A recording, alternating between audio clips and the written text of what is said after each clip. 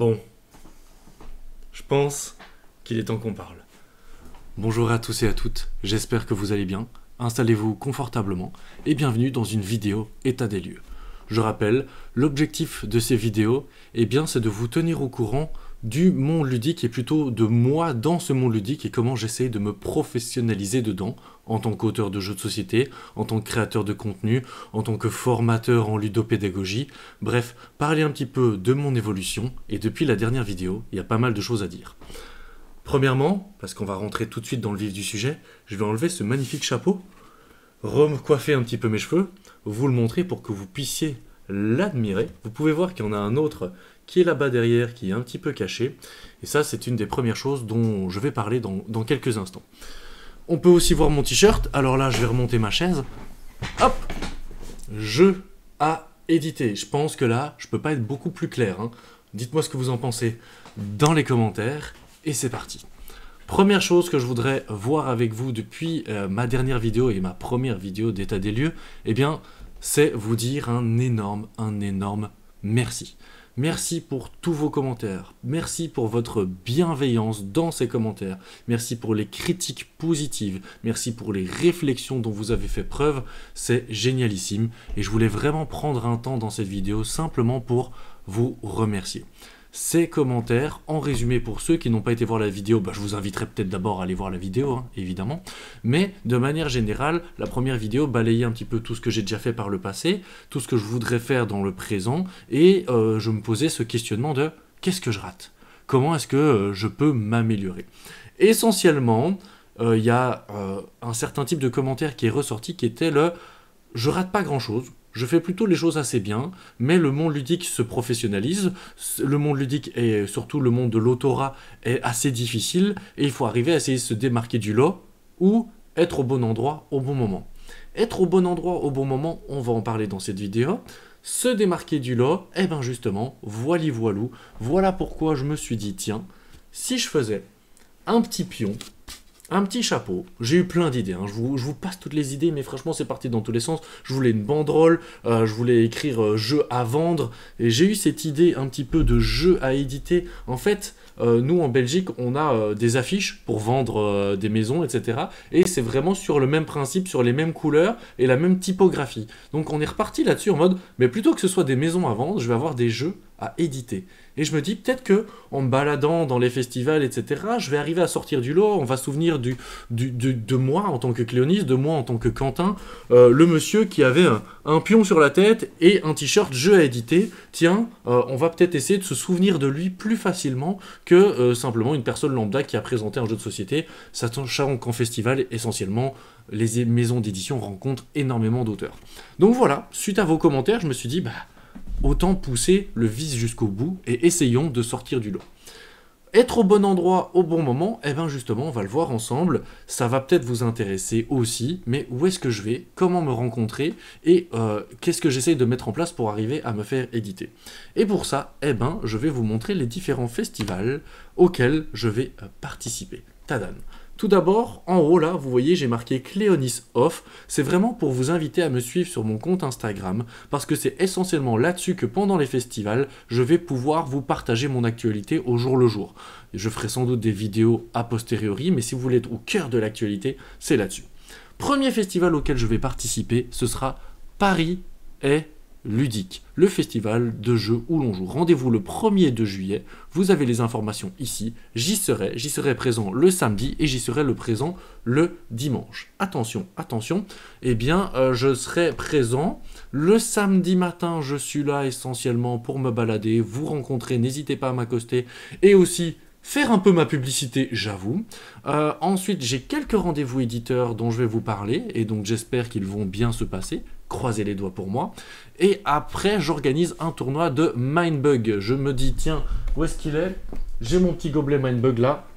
Mindbug est préparé, donc je vais travailler pour Yellow et proposer un tournoi dans l'espace tournoi de Mindbug. N'hésitez pas à vous inscrire si ça peut vous intéresser et c'est l'occasion pour vous de découvrir ce super chouette jeu. Parce que oui, je vous rappelle, j'essaie de me professionnaliser en tant qu'auteur de jeux de société, mais je donne aussi des formations en ludopédagogie, je donne des cours de ludopédagogie, je fais de l'animation, je fais de la création de contenu et j'essaie de voir dans quel domaine je peux peut-être arriver à me professionnaliser.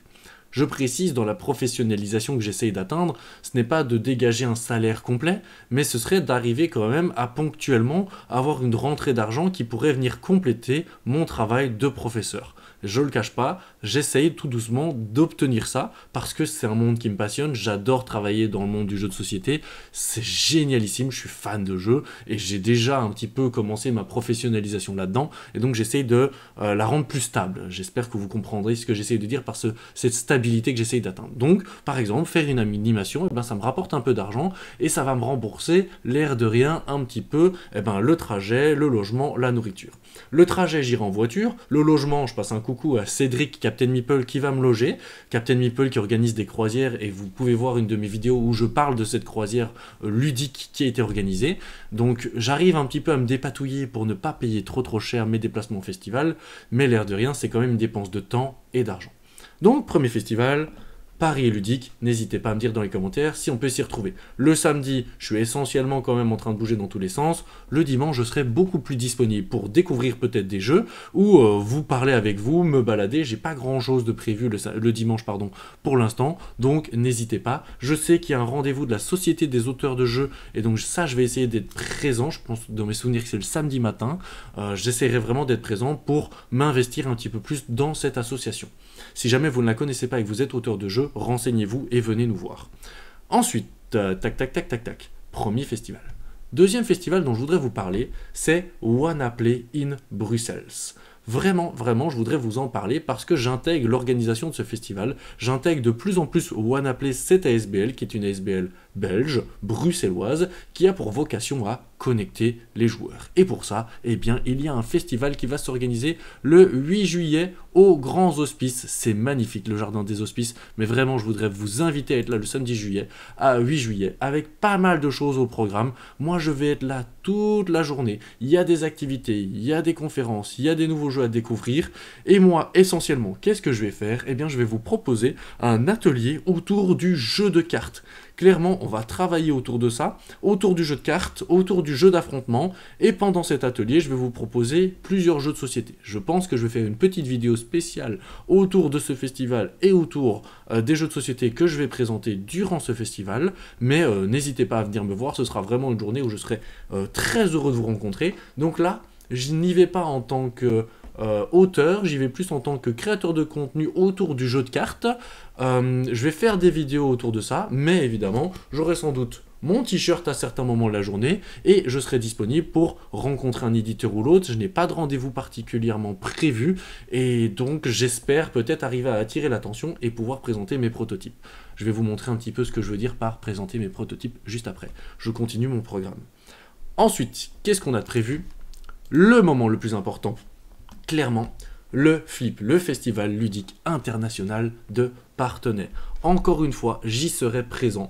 J'y serai présent presque du 12 au 23 juillet, donc j'y suis presque les 2 semaines, avec quelques moments ponctuels où je vais organiser différentes choses. Le mercredi, je vais aussi encore une fois travailler pour Yellow, pas simplement autour de Mindbug, mais être sur leur stand d'animation. Donc ça, c'est une des premières choses, le mercredi 12 juillet dans mes souvenirs. Ensuite, le dimanche, j'organise avec Clash of Deck et Léandre Proust le championnat du monde, le championnat de France de Clash of Deck. Donc venez vraiment nous rejoindre, c'est un championnat qui sera gratuit. Si vous connaissez Clash of Deck, c'est vraiment l'occasion de venir jouer au flip ce dimanche-là. Il y a plein de choses à gagner. On vous organise cette journée aux petits oignons. Ça fait longtemps que je travaille avec Léandre là-dessus. Et donc j'ai vraiment hâte d'être là pour proposer cela. À part ces 2 jours-là, les autres jours, je vais dans le festival en espérant arriver, j'avoue, à convaincre quelqu'un de me donner un rendez-vous éditeur. Je n'ai pas prévu des rendez-vous, mais je sais que le festival du flip, c'est un festival, si vous ne le connaissez pas, qui est très familial, qui est très sur la durée, et donc qui permet normalement plus facilement de se poser, de prendre un rendez-vous avec un éditeur alors que c'était pas prévu. Contrairement à Paris Ludique, où je pense qu'il faut apparemment, je suppose, avoir quand même des rendez-vous prévus parce que les éditeurs, ils enchaînent les rendez-vous. Au flip, souvent les éditeurs ont un peu plus de disponibilité, donc j'espère que par le fait d'attirer le regard avec mon petit t-shirt et surtout mon petit chapeau, tadam, ça va peut-être les attirer et leur donner envie de me donner un rendez-vous et de découvrir mes prototypes. Et c'est pas fini, on va terminer ma petite saison des festivals avec le Brussels Game Festival 25, 26, 27. Moi j'y serai sans doute essentiellement le 27, parce que le 25-26, je suis normalement en déménagement. Mais donc, le 27, j'y serai présent. Là, je vais voir avec Arakan Wars, où je vais sans doute organiser quelque chose avec eux. Et je vais faire plusieurs trucs avec eux, notamment à l'Imaginarium à Namur. Donc, durant ces mois d'août, je vais aussi redévelopper et redynamiser Arakan Wars, parce que je suis très content et il arrive bientôt dans vos boutiques. Et que c'est un jeu que j'adore. Mais donc ici, là, j'y serai. Pour l'instant, strictement rien de prévu, mais pour moi, ce sera l'occasion de clore ma saison des festivals, je mets des guillemets, et donc je serai présent au Brussels Game Festival. Avec tout ça, mon objectif dans cette vidéo, c'est de vous donner mes objectifs à la fin de ces festivals. À la fin de ces différents festivals, j'aimerais avoir signé un jeu de société. Ça, c'est mon objectif que je me donne. Pour ça, je vais emmener mes prototypes. Je voudrais vous en montrer rapidement. J'ai plusieurs prototypes qui sont préparés. J'ai plusieurs prototypes qui sont là, qui sont prêts et qui sont prêts à partir, à être présentés aux différents éditeurs. J'espère, grâce à vos commentaires, en fait, arriver à attirer le regard, à être au bon endroit au bon moment, étant donné que je vais me balader dans le festival, être là et du coup, d'une certaine manière, essayer de créer un réseautage, aller dire bonjour aux éditeurs sans pour autant... Je veux pas être trop intrusif ou être trop forceur, mais j'ai pour objectif de quand même me présenter, dire bonjour, voilà, je crée des jeux de société, je crée du contenu, je fais des formations en ludopédagogie, j'ai quelques jeux dans ma besace, est-ce que ça pourrait vous intéresser de découvrir l'un ou l'autre, ou que je vous le pitch, puis peut-être vous l'envoyer, ou vous faire jouer une partie, ça, ce serait le top. Parce qu'à partir du moment où je peux présenter le jeu, faire jouer le jeu, alors je trouve que là j'ai mes chances d'arriver à me faire éditer. Donc voilà, ça c'est vraiment mon objectif, et j'avoue qu'à la fin de cette tournée de festival, je referai une vidéo état des lieux, je vous dirai un petit peu comment les différents festivals se sont passés, et surtout je croise les doigts pour avoir des bonnes nouvelles à vous annoncer. Maintenant, si aucun de mes jeux n'est édité, n'est signé, eh bien, je verrai comment est-ce que je peux retomber sur mes pattes. J'avoue que dernièrement, et on va en parler dans cette vidéo, j'ai eu plutôt des retours pas négatifs dans le sens où on m'a dit non, on n'éditera pas ton jeu. C'est pas pour autant que les phrases étaient négatives, elles étaient constructives et tout. Mais donc j'ai eu plusieurs retours d'éditeurs, de jeux sur lesquels j'étais en train de travailler depuis longtemps, et surtout parfois avec les éditeurs qui au final on ne passe pas à la signature. Donc ça a fait un petit peu mal dernièrement au moral, parce que moi, ma vidéo dernière avec vous m'avait reboosté de fou. J'étais vraiment trop en forme, en mode purée, let's go, il y a des gens, il y a moyen de faire quelque chose. J'étais content de vos commentaires et qui me rassuraient aussi sur le fait que ce que je mets en place est plutôt dans la bonne voie pour arriver à se faire éditer plus régulièrement et arriver à être auteur de jeux de société, qui est vraiment l'objectif principal. C'est pas que j'aime pas créer du contenu, c'est pas que j'aime pas former en ludopédagogie, c'est juste que c'est des domaines dans lesquels j'ai du moins de... Je me développe moins, il y a moins d'opportunités de développement peut-être, tandis que dans le milieu de l'autorat, je sens vraiment, et puis j'adore créer, et j'ai plein de jeux qui sont là, que je viens de vous montrer. J'aimerais bien que vous puissiez jouer chez vous, quoi. Et je réfléchis de plus en plus en mode, en fait, si ça marche pas, s'il n'y a pas de maison d'édition qui veut m'éditer, comment est-ce que je peux faire pour arriver à proposer une mini auto-édition de certains des jeux qui me coûteraient pas trop cher à proposer, qui vous permettraient d'y jouer, de me soutenir et peut-être d'arriver à créer une certaine notoriété dans ce sens-là. Mais c'est vraiment pas ma volonté première. J'aime vraiment le travail avec un éditeur et l'apport qu'il peut me donner justement, et j'ai envie de me faire éditer et de signer des contrats d'auteur et pas devenir éditeur. Donc c'est assez compliqué pour moi. Et on essaye d'aller jusqu'au bout du projet. C'est vraiment l'objectif, aller jusqu'au bout du projet et ne pas abandonner. Petit résumé des festivals. Donc, tac. Paris est ludique. Là, je présente des jeux de société et j'anime. Wannaplay. Là, j'anime essentiellement et je suis disponible pour présenter des jeux de société et prendre contact. Le Flip, j'organise des animations et j'essaye d'obtenir des rendez-vous pour présenter des prototypes. Et le Brussels Game Festival, c'est l'inconnu pour l'instant. Il y a une animation d'office avec Arakan Wars, c'est assez sûr. Mais sinon, je serai disponible pour prendre des rendez-vous, rencontrer des éditeurs. Voilà. Maintenant qu'on a parcouru un petit peu ça, je voudrais aussi, je vous ai dit, l'objectif de ces vidéos, c'est de vous tenir au courant un petit peu de ce qui se passe pour moi au niveau professionnel, et donc vous partager, alors je vais regarder souvent sur l'autre écran, eh bien, des réponses que j'ai eues sur 2 de mes jeux, 2 de mes prototypes, vous les partagez. Alors à chaque fois, je ne donnerai pas le nom de l'éditeur, je ne donnerai pas le nom du jeu, je vais rester vague là-dessus, par respect, hein, parce que je ne sais pas s'ils sont d'accord que je partage leurs réponses, donc simplement en ne donnant pas leur nom, vous ne savez pas de qui je parle. Et donc du coup, je vais vous donner un petit peu je vais vous sélectionner des parties de réponses qui vont peut-être vous amener de la réflexion et peut-être vous rassurer à vous, parce que j'ai eu pas mal de commentaires d'auteurs qui me disent « Ah, ça me rassure, je vois que je suis pas le seul à avoir des réponses négatives. » Ben, sachez que vous n'êtes pas seul. Donc, bonjour monsieur, je m'appelle Nanana, je travaille pour Nanana.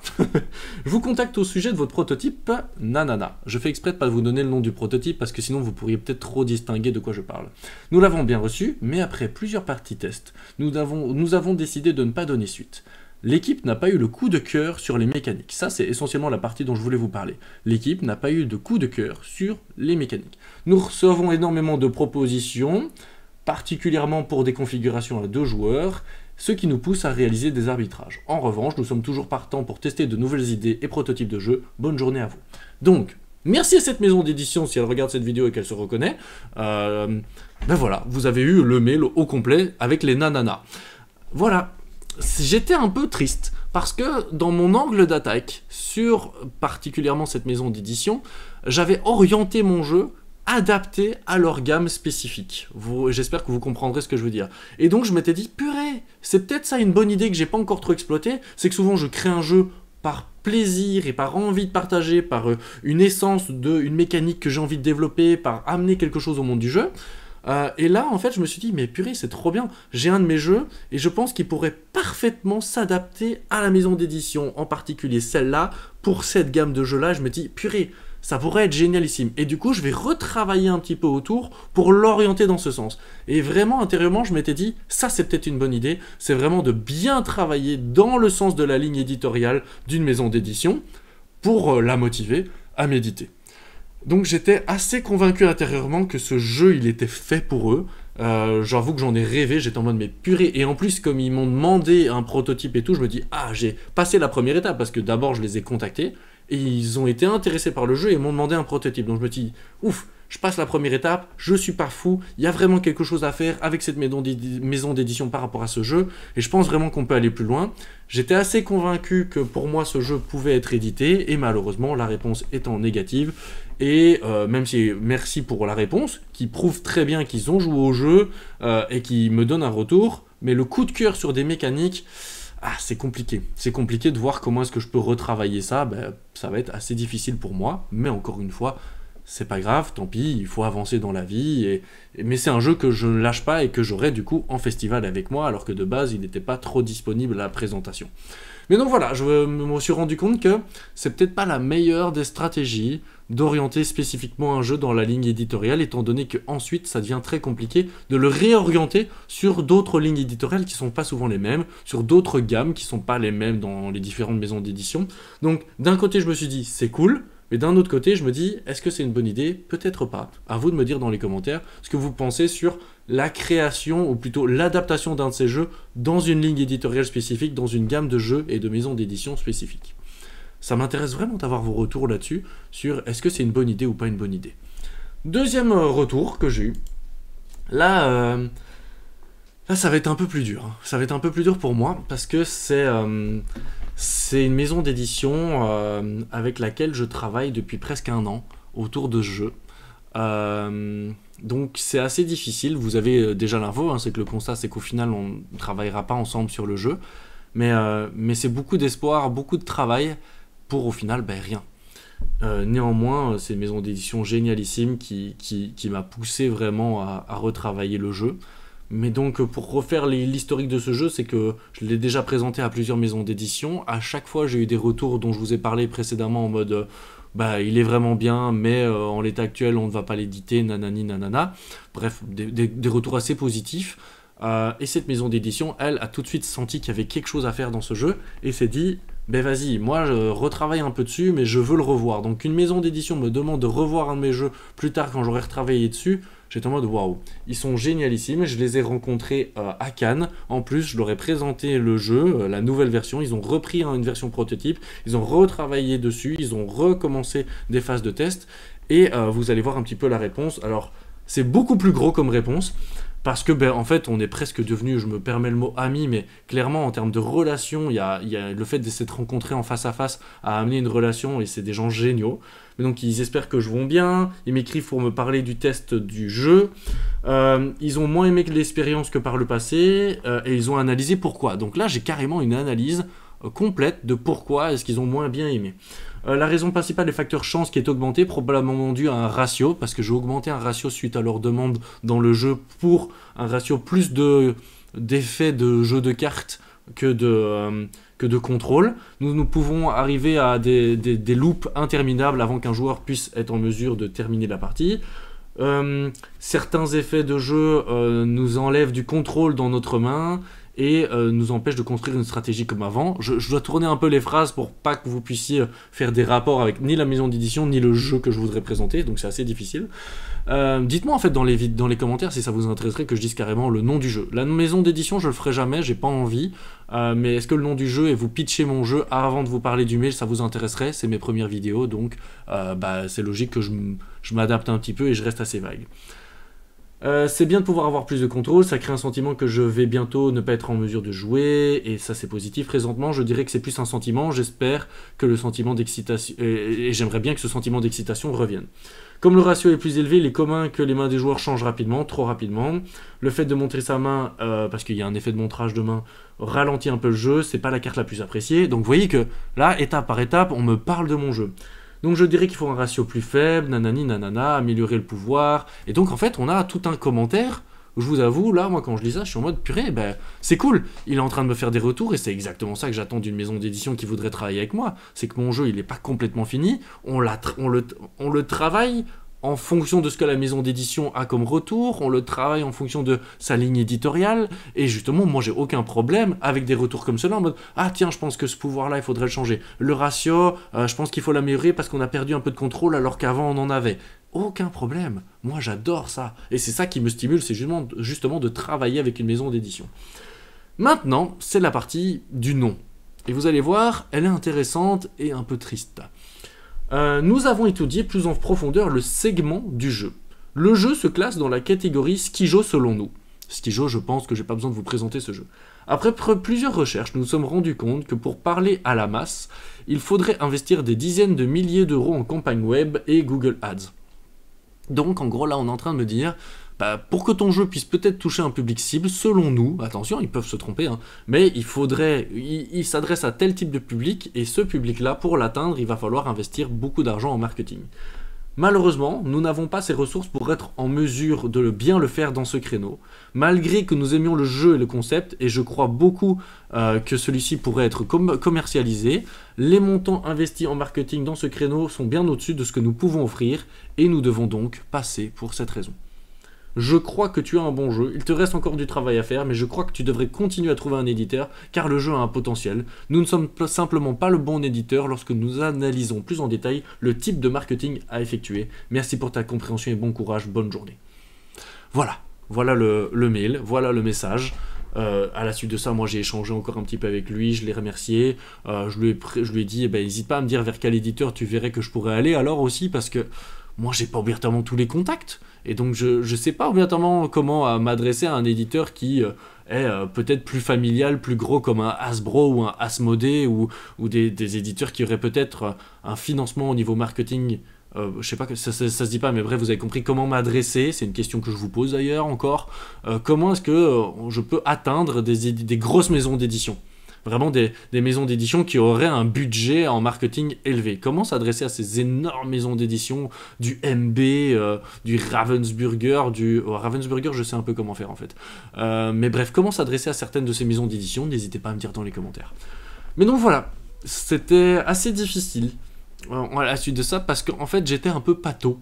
À la suite de ce mail, j'étais en mode purée, je comprends totalement, j'étais triste et un peu déçu parce que ça fait longtemps que je travaille avec eux sur ce jeu et que je vois et que je sens qu'on arrive peut-être à une édition, mais finalement non. C'est le finalement non qui fait mal aussi, clairement. Sur le, coup sur coup, en moins d'une semaine, je reçois 2 réponses négatives d'édition de jeux, sur des jeux dans lesquels je croyais beaucoup et je voyais beaucoup l'évolution. Et donc il faut retomber sur ses pattes, il faut rebondir et il ne faut pas abandonner. Donc c'est des jeux que j'aurai avec moi évidemment en festival, que bah, je vais suivre le conseil, hein, continuer à présenter et voir un petit peu s'il y a une maison d'édition qui veut bien me suivre dans l'aventure. Mais effectivement, c'est pas obligatoirement toujours facile. Par contre, bah voilà, je voulais vous donner un exemple, hein. On a des réponses assez régulièrement comme celle-là, ou quand on travaille et qu'on développe une relation de travail avec ces maisons d'édition, je trouve qu'on me traite avec un énorme respect, une très grande bienveillance, et voilà, ce mail que je vous lis là quand même, clairement, il montre que bah, tu n'es pas en train de faire n'importe quoi, nous on a envie de t'aider, on t'a accompagné un maximum, malheureusement ce jeu sera pas pour nous, mais quand je lisais ce mail, j'étais en mode, bah en fait, il m'a donné toutes les informations qu'il pouvait donner, et je pense, je sais pas si vous le ressentez comme ça, mais moi je l'ai ressenti aussi parce que je connais la personne, je ressens le fait qu'il aurait vraiment voulu. Et donc, j'étais déçu, mais en même temps, d'un autre côté, je comprends totalement ce qu'il m'exprime. Et voilà. À la suite de ça, quand même, petite information pour vous, parce que dans nos discussions avec cette personne-là, qu'est-ce que je voudrais vous partager? Je regarde, c'est dans les échanges de mails après ça, où je lui exprime le fait que c'est assez compliqué pour moi, que j'essaie de rentrer en contact avec d'autres maisons d'édition, mais que bah, je sais pas trop comment, et en gros que je suis un peu en mode bah tiens, est-ce que tu pourrais rechercher d'autres types de jeux en ce moment? Dis-moi un petit peu comment tu sens le marché du jeu de société. Et c'est intéressant de la réponse d'un éditeur, d'avoir un éditeur qui te parle un peu du marché du jeu. Et du coup, ils ont plusieurs jeux dans leur tuyau. Et du coup, à l'heure actuelle, ils ne veulent plus prendre d'engagement. Par respect pour les auteurs et son équipe, ils ne veulent pas ajouter d'autres titres au planning déjà rempli. Le marché du jeu change à vitesse grand V depuis les 12-24 derniers mois. Je pressens que ce n'est que le début. Le rôle d'un éditeur est également de prévoir ce qui plaira dans le futur. Comme nous avons des jeux pour les 2 prochaines années, je ne suis pas en mesure de voir ce que ce sera dans 3 ans. C'était hyper intéressant, je trouve, cette remarque-là et cette réflexion autour du marché du jeu de société qui évolue. C'est le constat que je fais aussi, et le constat, je pense, que beaucoup de monde vont faire. N'hésitez pas à me dire dans les commentaires si on se trompe. Mais il évolue, il se professionnalise. Il y a des maisons d'édition qui sont rachetées, il y en a qui n'arrivent plus à suivre le rythme. Ce rythme, il est très effréné. Et du coup, en tant que petit auteur, est-ce que c'est si facile d'arriver à rentrer dedans? Eh bien, je pense que non. Je pense qu'il y avait un coup à jouer il y a quelques années, et qu'à l'heure actuelle, ça va être de plus en plus dur d'arriver à se faire éditer. Et donc, il ne faut pas abandonner, j'ai bien conscience, mais en même temps, d'un autre côté, je vais pas...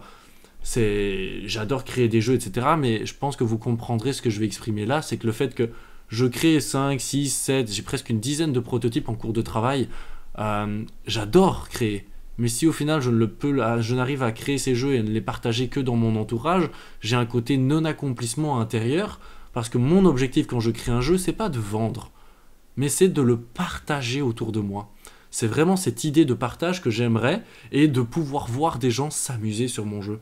Et donc oui, c'est cool quand je vois mes élèves et mes amis proches et dans mon entourage jouer à mes jeux et en profiter, mais j'aimerais que ce ne soit pas sur des sleeves avec des images que je dois récupérer d'internet, ou des bouts de carton et des petits bouts de carton que je dois récupérer, mais que ce soit dans une belle boîte comme mon jeu Timeland ou Embarquement immédiat, avec tout le travail d'édition qui a été fait, tout un travail de distribution autour de ce jeu, et aussi pouvoir rencontrer des gens lambda, jouer à mon jeu sans qu'ils me connaissent particulièrement, et les voir jouer et s'amuser. Waouh, ça c'est pour moi la plus grande des fiertés que j'ai eu, à voir des gens s'amuser sur Embarquement immédiat, sur Timeland et sur La Ferme 2. C'est vraiment un sentiment que je veux revivre, et donc quand je crée plein de jeux comme ça, c'est toujours assez difficile de se dire je les abandonne, je les laisse sur le côté, et au final ils ne deviendront rien d'autre que ce que je n'ai fait là.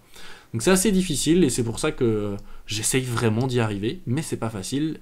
Et du coup, bah, je suis toujours à l'écoute de vos commentaires, de vos réflexions autour de cette vidéo qui était peut-être un peu longue.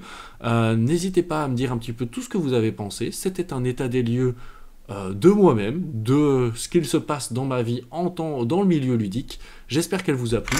J'espère que vous êtes fiers de moi et de l'évolution. N'hésitez pas à me dire ce que vous pensez de ce travail qui a été fait par mes parents, donc à qui je fais un petit coucou, et qui ont vraiment fait un gros travail sur ceci et ceci. Je suis très très content, je serai très heureux de le porter, et je pense que vous aurez très facile à pouvoir me reconnaître dans le futur. Sur ces belles paroles, eh bien, je vais simplement vous souhaiter de bons jeux, de bien vous amuser, que tout se passe bien dans votre vie, et on se retrouve très prochainement pour un prochain état des lieux. Bisous, bye bye!